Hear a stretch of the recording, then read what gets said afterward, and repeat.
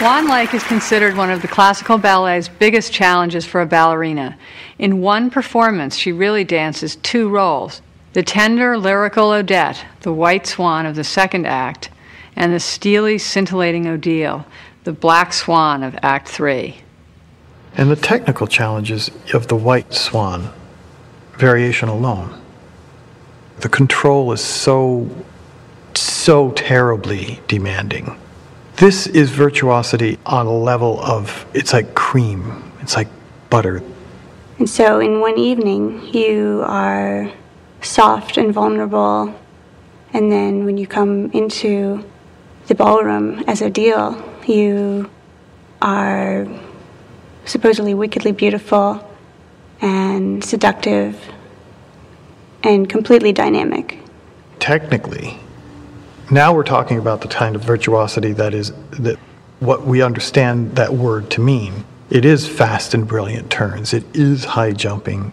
Who can worry about Gillian's technique? She's such a strong dancer that it's a pleasure. I mean, sometimes I just find myself just completely with my mouth open because I'm in the back watching her turning or watching her jumping, and I just don't realize that I have to keep going and keep dancing.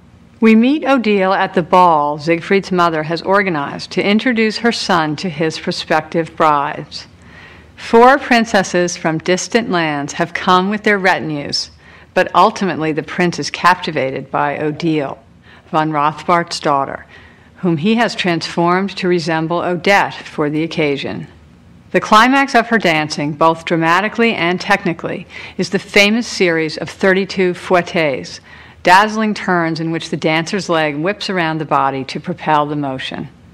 When I was little, actually, I made myself go in the studio and do 1 extra fouette each day till it built up to 32. So I'm comfortable with the regular 32 fouettes. So I felt musically maybe I could add a little accent here and there.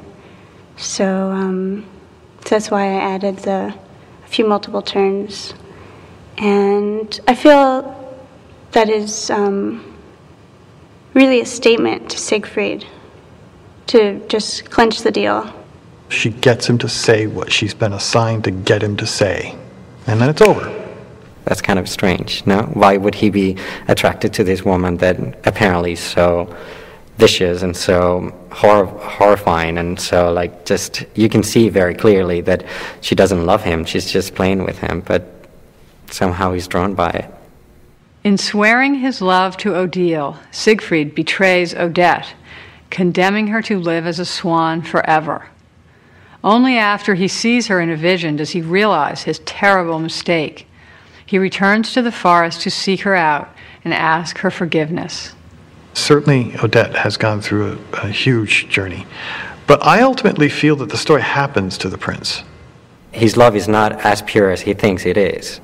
When he is tricked by Odile, he doesn't yet understand, I don't think, the difference between the superficial and the real.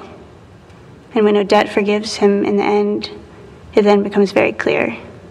It's a story of humanity, of trying to control your mind and your heart at the same time.